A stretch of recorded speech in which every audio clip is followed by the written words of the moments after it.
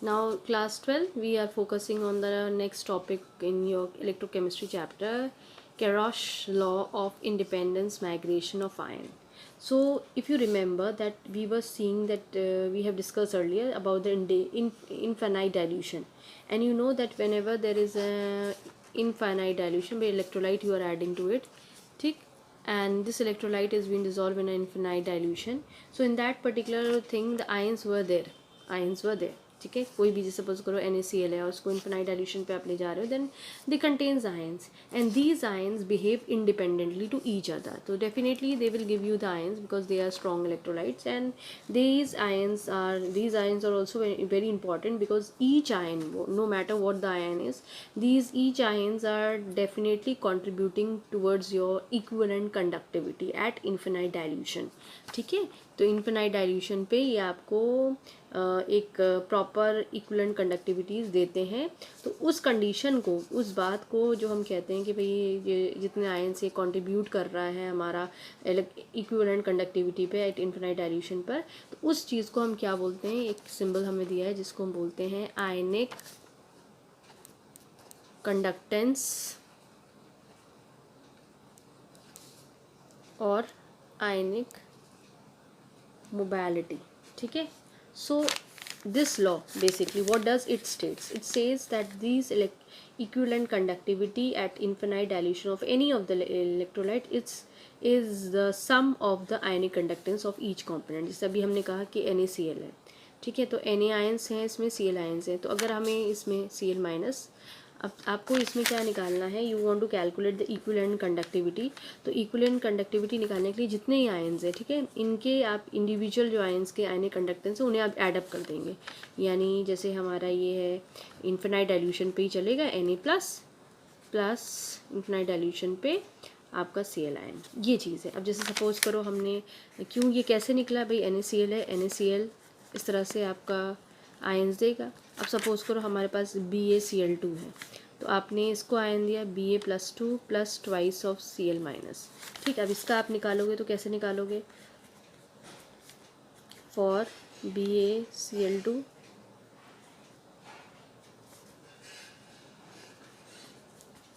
ठीक है.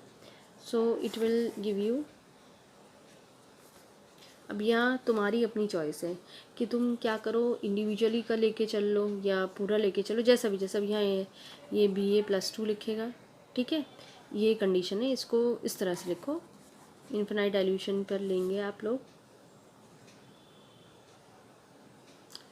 इसको, इन्फिनाइट डाइल्यूशन पर आपका Ba, ठीक है, +2 है, प्लस इन्फिनाइट डाइल्यूशन पे OH माइनस है, ठीक है. लेकिन यहाँ पे क्या है, आपकी 2 है तो आप इनको 2 लिख सकते हैं, लेकिन इस अगर बेटर ऑप्शन है 2 नहीं लिखना मांग रहे हैं, ठीक है, तो आप यहाँ आगे 2 लिख लीजिए. अब कुछ बच्चे होते हैं, देखो बेटा, जैसे कुछ लोग ऐसे लिखते हैं, लेकिन बेसिकली अगर आप इसको इस तरह से देख के चलें तो ये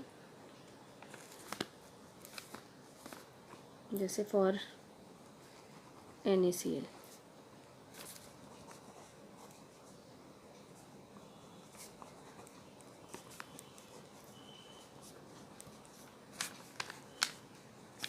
फॉर BaCl2,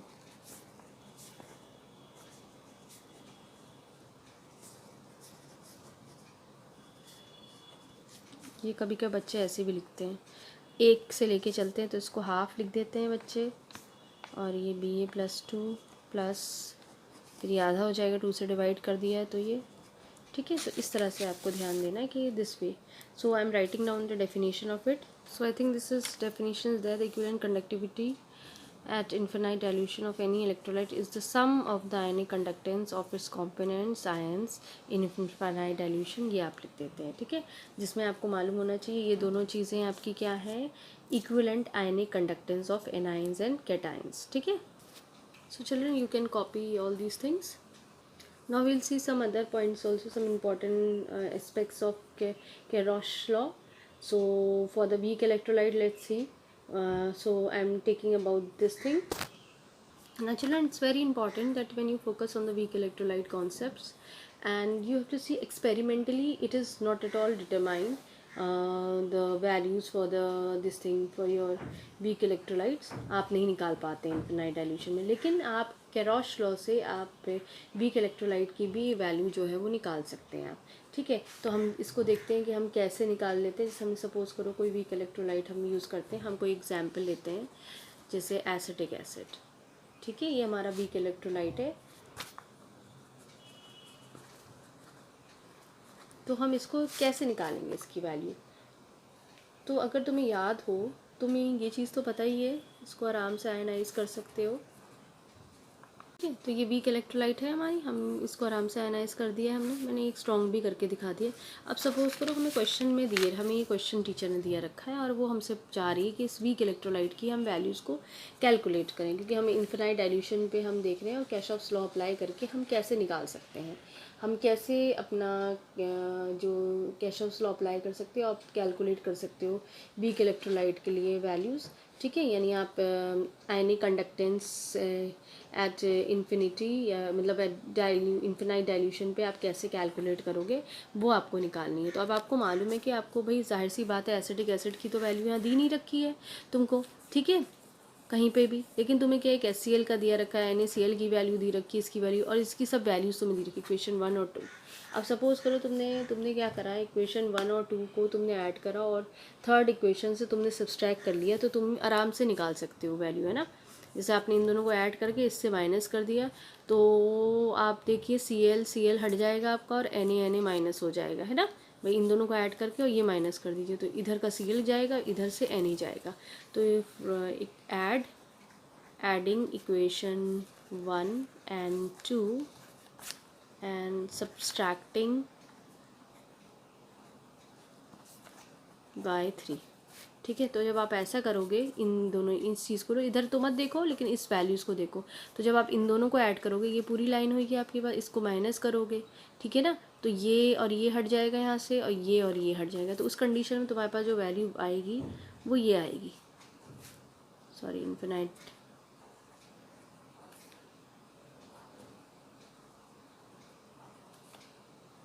ठीक है, तो you have to add equation 1 and 2, 384 plus 78 minus 109, तो what value will get it, you will get it, जिसको ऐड अप कर लोगे तो आपको वीक इलेक्ट्रोलाइट की आ जाएगी वैल्यू और जो आपको ले मिलेगा 353। ठीक है, this is one of the way how you can do it. Now next is molar conductance at infinite dilution. Now molar conductance at infinite dilution, now let's see this part also, that it can be given as, ठीक है, molar conductance है infinite dilution पर, तो वही वाली चीज़ें हैं कि आप जो भी आपको दिया रखा है पॉजिटिव वाला लिखेंगे, कैटाइन का लिखेंगे, यहाँ x मैंने इसीलिए लिख लिया ना क्योंकि आपको मालूम नहीं है कि कितने नंबर ऑफ मोल्स हो सकते हैं। ठीक है, तो x एंड y इधर क्या है, are the number of cations and anions formed। ठीक है, अब जैसे इसको देख लें, सपोज करो टीचर ने तुम्हें BaCl2 ही दिया, तुमको तो मालूम है कि कैसे करा है तुमने, ठीक है, ट्वाइस ऑफ Cl माइनस, तो अब इसको कैसे लिखोगी तुम,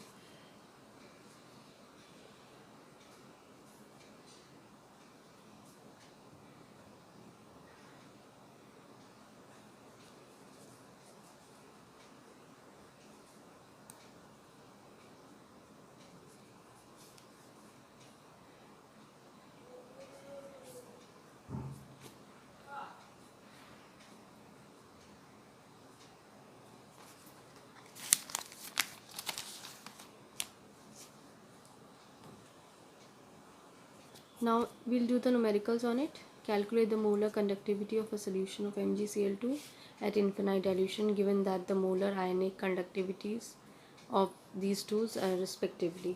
ठीक है, तो आपको जो वैल्यू गिवन है, भाई आप स्मार्ट हैं, MgCl2 के बारे में आपको पता है कि भाई वो आपको देगा plus twice of Cl ions, है ना, ये सबको पता है। अब आपको इन्फिनाइट डाइल्यूशन की भी बारे में पता है, तो आपने यहाँ MgCl2 for this thing you get it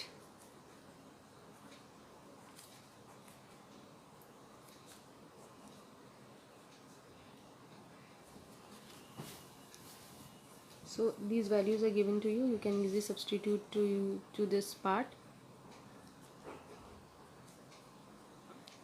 Sorry, 106.1 plus twice into 76.3, तो ये वैल्यू आपकी 258.75 ओम -1 centimetre square mole -1. Now please listen children, be very particular. Sometimes this way of writing it, कभी कभार इसको ऐसे भी लिखा जाता है, इन्फिनाइट का साइन लगा के एक ज़ीरो साइन लगा देते हैं, ठीक है. और यहाँ पर भी, ठीक है, तो ये गलत नहीं है, ये भी ठीक है. तो I don't think so it's a big issues, ये दोनों ही ठीक है. आप यही फॉर्मूला आप ये भी लिख सकते हैं ऐसे करके, और ऐसे भी लिख सकते हैं, और अपना सॉल्व करिए आंसर, ठीक है. So this way you have to do the numerical part. So there is one more numerical. The molar conductivity at infinite dilution of this thing, aluminum sulfate, is this much. Calculate the molar ionic conductivities of Al plus 3 ion given that this is for sulfur. Now you know it very well that Al2SO4 whole thrice की वैल्यू अगर आप देखेंगे, पहले आपको यही करना आना चाहिए, क्योंकि यही नहीं कर पाएंगे तो बाकी सब चीज़ें तो बहुत दूर की बात है, ठीक है. सल्फेट -2, कितनी वैल्यू 3. अब आपको पता चल गया है, तो आप अपना आराम से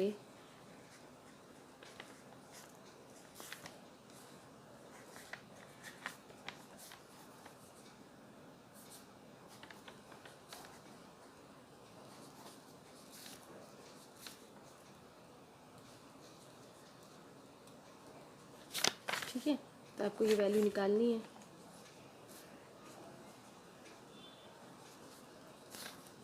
160 गिवन थी आपको, ये वैल्यू आपको गिवन है 858 टू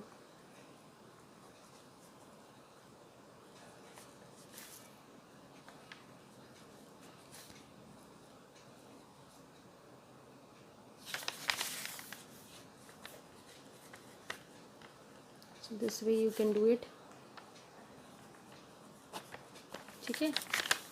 ये आपको वैल्यू आएगी 189 सीमेंस सेंटीमीटर स्क्वायर मोल -1, या यूनिट और भी चेंज कर सकते हैं, mole -1 sorry ohms -1 centimetre square mole -1, ठीक है. यही मतलब आंसर में बस यूनिट भी आप ये दोनों ही एप्लीकेबल हैं, ठीक, कोई भी लिख सकते हैं. तो I think you now you can do it by your own. Please practice this chapter. I have covered all the syllabus according to your reduced syllabus, so work on it.